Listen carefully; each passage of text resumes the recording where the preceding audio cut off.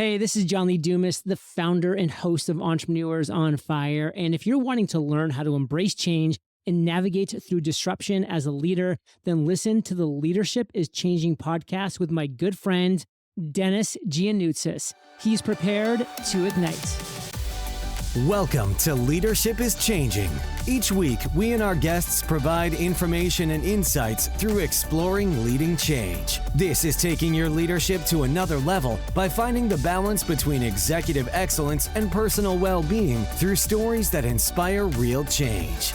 It's time to adapt in our fast-moving world when leadership is changing with your host, Dennis Giannoutzis. Great. So as you said, I'm a professor of management at Fairleigh Dickinson University in New Jersey, United States. And I've been a researcher and scholar in things like work-life balance and things like parental leave and what companies can do to help people with work-life challenges for a long time. I also teach things like human resource management and supervisory management and leadership. And about 10 years ago, I got into this, what I like to call my mid-career crisis, where I was just very frustrated as an academic that you spend all this time doing research and collecting data and writing articles, and they have very little reach outside of academia. So I started asking myself, what do I really want to do here? And it's to get good information about how people can rise to their work-life challenges. So I started doing much more public-facing work, including the writing and the media and things like that. But my first thing I wanted to do was get good information to working parents. And I saw that there was a real lack of information for working fathers, which led to my first book, which is called The Working Dad Survival Guide, which is advice and encouragement for fathers trying to balance work and family. There was just no information there to help dads with good, actionable advice based on actual research and things. And then after that, I turned my attention to working with employers and companies because they really need this help. So I've done some consulting and workshops and speaking there. And this work has culminated in the book here today, which is called The Whole Person Workplace: Building Better Workplaces Through Work-Life Wellness and Employee Support. And what I try to do in the book, and hopefully I do it well, is show that the real way to have business success is to value employees as whole people, not just as part of the machine or a part of the person that you get from 9 to 5, but as a person with lives and with a life and priorities and responsibilities and stressors and challenges outside of work. And if we expand as employers, as leaders, we expand our level of care to our employees to help them rise to their work-life challenges and help them with their other life priorities. It creates powerful workplace cultures where great things happen, where people feel better in their lives, do better in their lives, are more well. And it also rebounds to business success. And in the book, I interviewed about 50 different representatives from about 50 different employers, ranging from big multinationals that span the world to literally a 12-person convenience store in this little mountain town and everything in between, to show that any employer can do a lot of this on different budgets and with different types of employees, depending on your situation. So that's me, and that's my current work with the Whole Person Workplace, which I'm really proud of and happy to talk about today. Awesome. Hey, thanks for sharing that. I've got some questions around what you've just shared. One of them is, you know how you talked about the large global multinational organizations versus the 12 convenience store. Did you notice any difference, even though there was a scale side of things? Was there any difference?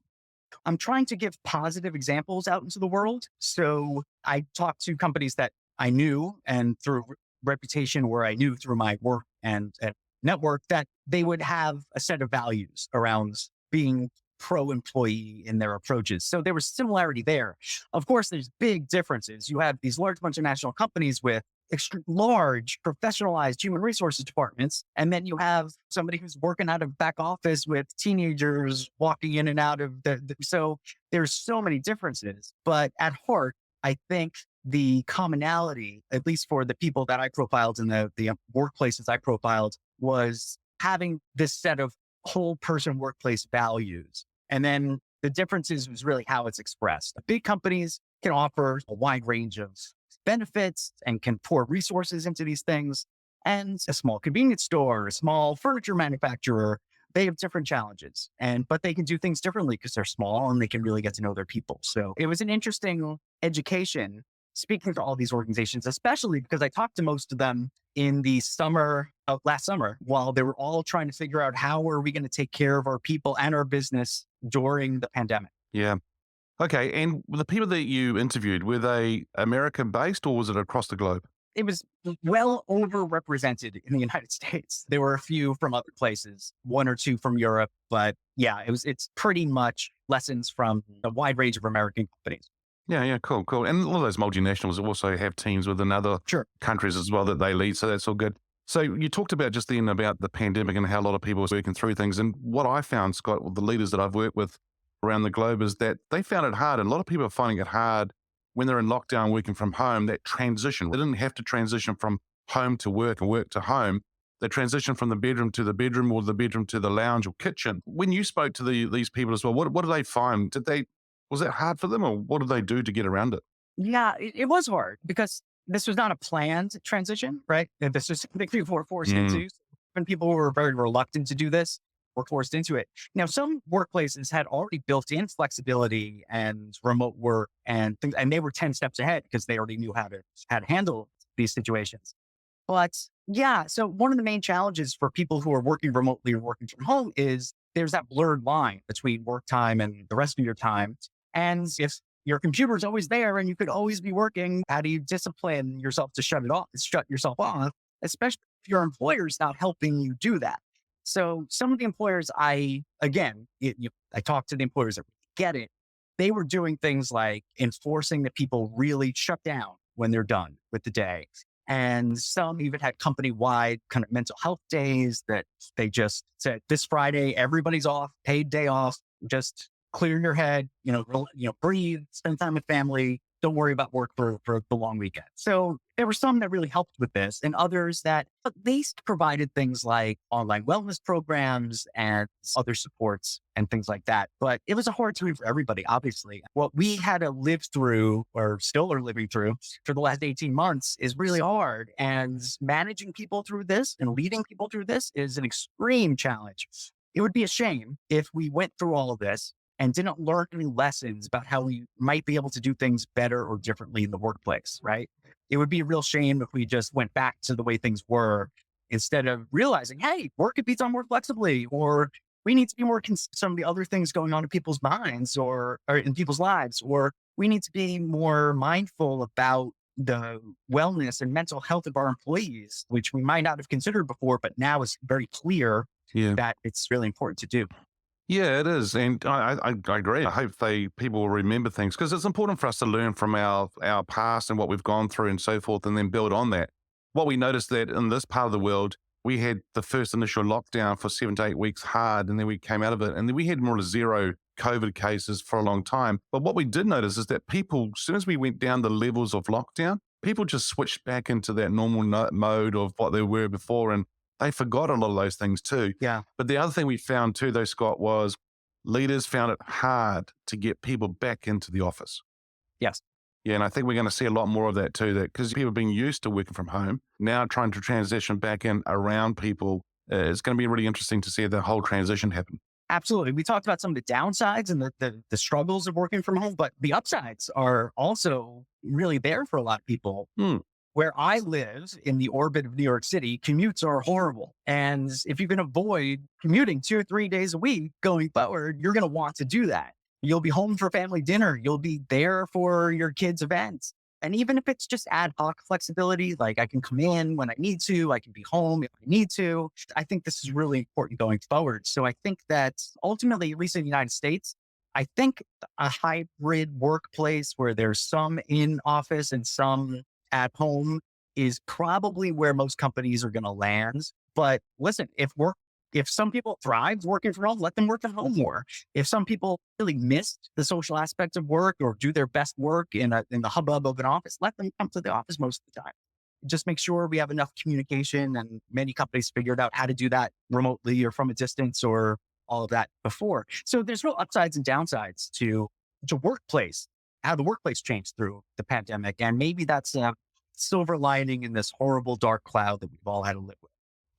Yep. And it'd be really interesting to see how those companies will do actually handle it. Some companies just do lip service, and some of them is just a tick in the box. And Yes. I really hope they do take things out from this learning, but also looking after their employees really well. Yeah, sure. I joined LinkedIn back in 2005. And it was back then in the early days that I really started to realize how powerful it could be. I started my business in 2009, and it's been over 10 years of working with executives from all over the world and really helping them understand their story and the power of LinkedIn for their careers and for their companies. Oh, that's awesome. Because I know a lot of executives that I get to work with as well, or leaders or people in particular, they freak out when they start thinking about their LinkedIn profile and so forth. Here's a question for you. Do leaders today, whether they're a business owner, an entrepreneur of a large corporate, whatever they are doing, do they need to be digital savvy, and do they need to be active in the digital world today? I think absolutely. Absolutely.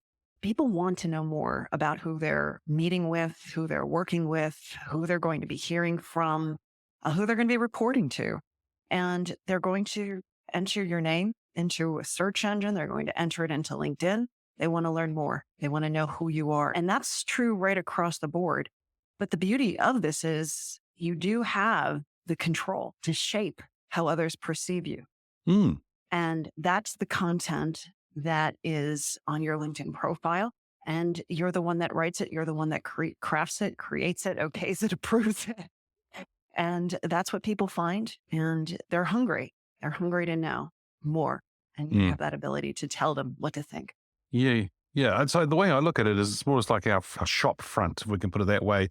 If we think about bricks and mortar and so forth, as you said, people go into search engines, they put your name in. That tends to be one of the first things that come up is your LinkedIn profile, right? So it's got to look good, it's got to be good and so forth. When I talk about the active side of the digital world, people say to me, yeah, but I can go in and like this and like that. Is liking somebody else's post good enough, or do we have to do more? Oh, absolutely more. Here's the thing, right? With LinkedIn, there's two ways of looking at it. There's the one way, which is as a very passive type of platform. You post that profile, you keep it up to date, you check in on it every now and then.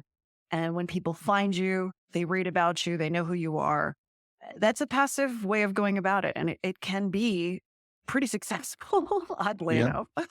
It's not, I don't believe that's the best way because people want to know that you're also active, that you're engaged, that you're a part of the community, that you're an influencer, that you're a thought leader, that you have something to say. If you're going to be leading a company, if you're going to be leading a team, it's not enough just to be a leader. What is it that you're bringing to the table? How do you look at these situations philosophically? What are your beliefs? Why are you doing that? And that is what should feed into your profile, but it should also feed into that activity. And so it's not enough just to hit every now and then. You want to, and I always say this, you don't have to necessarily start out creating content, but you can at least start engaging with the content that's there and leave some comments, converse with that person. And then once you get really used to the way LinkedIn works and how that feed is, once you feel a little bit more comfortable, that's when, you want to post. You want to post. Yeah, cool. So in other words, grow with it, listeners. Grow with the LinkedIn profile, the LinkedIn tool, and grow with it in the sense that Donna's sharing here that you could do some likes and some comments. Donna, one thing I would think is you may not actually have content, so you actually haven't created something. Is it okay to take somebody else's content, somebody else's post, an article and things like that, and not just share it, but then put some words around it to add value to your audience? I call that curation, curating that content and then adding your own context, your own feeling, your own thoughts to it. And that's a fabulous way of getting started. And keep in mind that with LinkedIn, you don't have to be writing articles. Right. You can indulge in just a simple post, paragraph at most. It could be something as simple as a quote. It could be a quote and why you like that quote. It could be what's going on in your business. It could be celebrating an anniversary of someone on your team or within your staff, or it could be talking about a project that's taking place. it doesn't have to be always the same. Here's a link to a great article over and over again. Yeah. You can use it as a bit of your as a soapbox to say, hey, this is what's going on in my life and my company's world. Yeah, and I think that's where people get to learn about you as an individual, as a leader of the community, and then they understand, as you said before, about your beliefs, your values, what you stand for, and things like that. And I think that's a great way to do it. And the other thing would be you're adding actually value to them, to your connections, which is pretty cool. And there's been things that I've actually posted or others have posted, and I've gone, wow, that is really cool. I'm glad they shared that with me. Otherwise, I wouldn't have known about it. And so I've got to learn, and we all need to learn. And what a great way to do it. I think it's fantastic.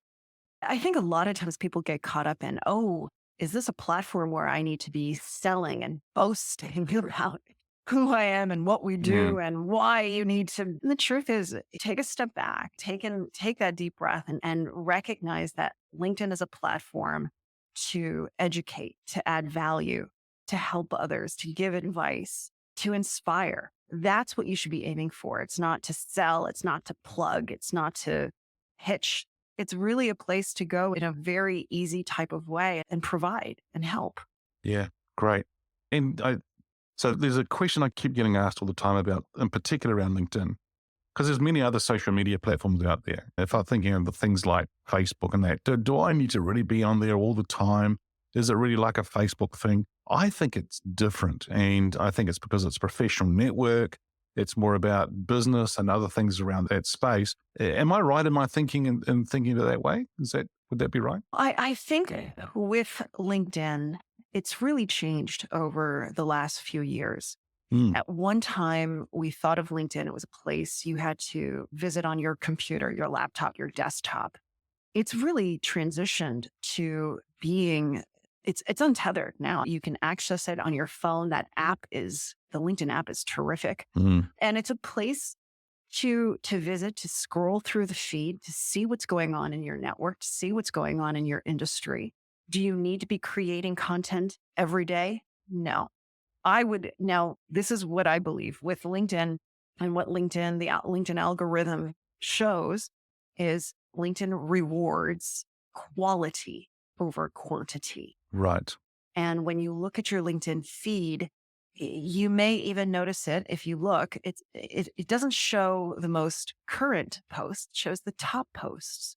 And a lot of times when you land on that feed at the top, it's the first thing that you see may have been posted a week ago, which is crazy. That's different from Twitter. It's different from Facebook. It's different from Instagram. Yep. So these posts tend to linger longer. But what LinkedIn wants is they want good quality posts that are relevant to their audience. And they want to show the people that talking about the things that you care about.